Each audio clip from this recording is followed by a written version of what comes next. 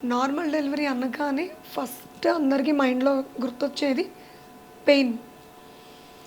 అయితే ఈ పెయిన్ గురించి మీరసలు భయపడాల్సిన పని లేదు.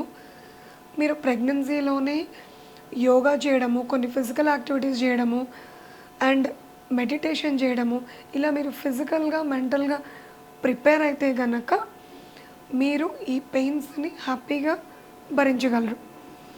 అయితే ఇవి గ్రాడ్యువల్‌గా పెరుగుతూ వెళ్తాయి.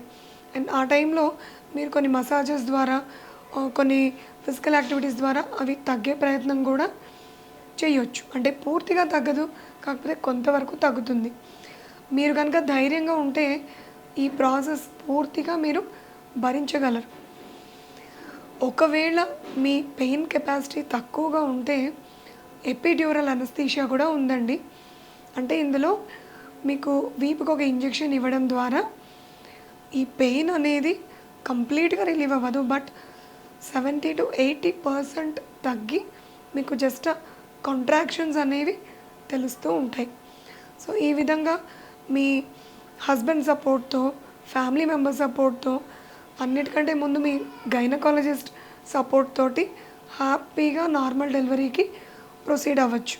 అంతేగాని ముందుగానే డిసైడ్ అయ్యి ఆ పెయిన్స్ వస్తే నేను భరించలేను, నాకు సిజేరియనే చేయండి అనుకోవడం మాత్రం